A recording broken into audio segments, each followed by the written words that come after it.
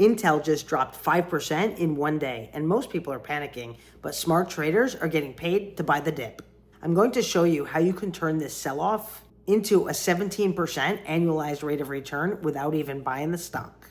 Now, Intel looks like they're bleeding, down 5% on news that the US is getting strict on chip exports. Most investors are watching their portfolios shrink. But today, I'm going to show you something different.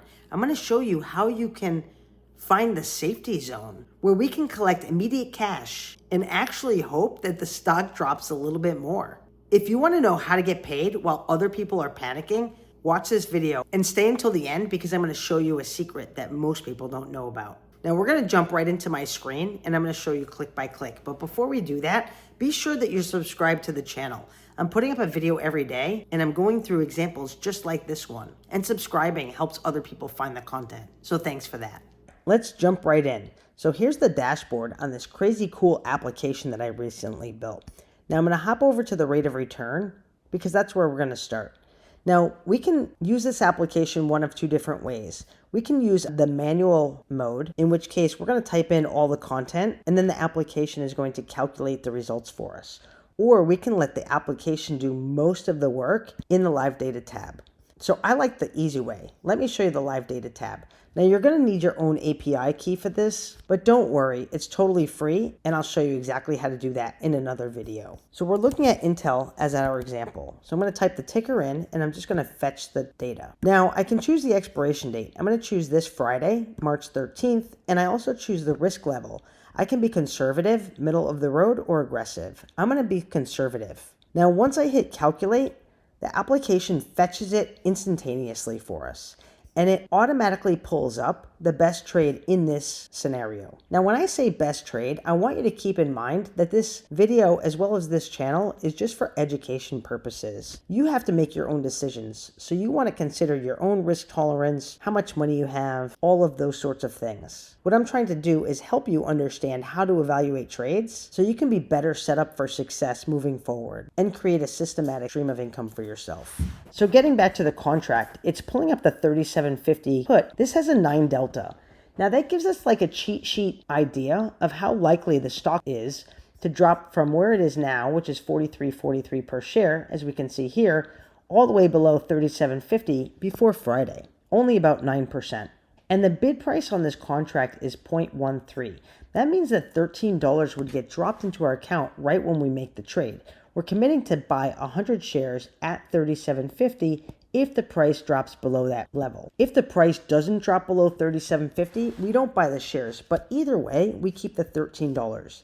And in this scenario, the capital required is $3,750 because we're committing to buy 100 shares at 37.50.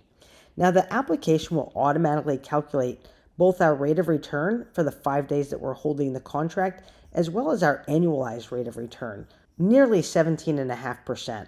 Pretty good. Now we can also change the price to, let's say, the mid price between the bid and the ask, or the last price.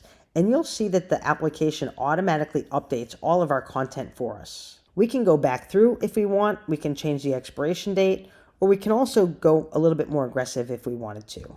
And it pulls up new contracts here. Now, when I'm selling a put on a stock, that means I really like the stock. So if I really like the stock at, let's say, 37.50 in our prior example, I like it even more if the stock drops. Now, I want to show you this really cool averaging down tab, and we can type our ticker in and the fact that we'd be holding 100 shares at 37.50 if we were to have to buy those shares. And then I want to see what that does to my average cost basis if I was to buy more shares if the stock goes even cheaper. So for example, let's say the stock drops down to $29 and I purchase 100 more shares there. The application is automatically going to calculate our new cost basis, owning 200 shares with an average price of $33.25, as we can see here, and a total capital outlay of $66.50. We can think through additional scenarios by adding more positions. Like, let's say we want to see what it would look like if we were to buy another 100 shares if Intel continued to drop in value. Well, now you can see we would own 300 shares. Here's our new cost basis, and here's our total capital outlay. So the system makes it very easy. I can delete this, and I can put something new in there, and it automatically recalculates for us. Now, here's a super cool thing that I told you that a lot of people don't know about is credit spreads. So credit spreads can be really cool because it gives you defined risk. What you're doing is you're selling a put and buying another one underneath, or you're selling a call and buying another one over that, or you're doing a combination of the two. And when you sell one contract and buy another, the one that you're buying acts as a sort of insurance for your position. That's what gives you defined risk in the trade. Let me walk through it with you. I'm going to use Intel as our example here, and I'm going to use the live data tab, just like we did before. So I'm going to type in the ticker, I'm going to fetch the data. Again, I'm going to select this Friday, which is March 13th, and we have the ability to select all different strikes, and the application will show us the corresponding delta. Here's what that means. I can very easily and very visually take a look and see which strike price I might want to be interested in starting with. So let's say, for example, I wanted to sell a $40 put and I wanted to buy a $39 put. That would give me $1 in between. That gives me a risk of $100. I can also change the risk. I can go higher or I can go lower. But let's start with $1. I'll explain this to you. I'm going to click calculate, and just as previously, the application pulls up all of our results instantaneously. So here's what the application is showing us. If we were to sell the $40 put that expires Friday and buy the $39 put, well, I'm receiving premium for selling the $40 put, and then I'm paying premium for buying the $39 put. So my net credit in this scenario is $15. We can see that here. So $15 gets dropped into our account just for making the trade. Our maximum risk is $85. It's automatically calculated for us. If we were to go a little bit more aggressive, let's say sell the $40 put and buy the $38.50 put, that gives us $1.50 in between the strike prices. We can see our maximum risk adjust. But let's go back to our example.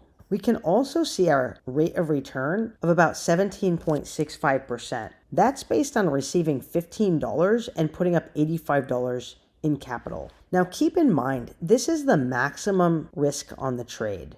So for example, let's say something significant happens in the market and Intel drops to $25. Well, you see, we sold the $40 put and then we bought the $39 put as an insurance policy. So even if Intel drops significantly, the most we can lose is this amount here. Now, of course, keep in mind the most that we can make on this contract is $15. Now, credit spreads are pretty cool, like I said, because you have defined risk on the trade.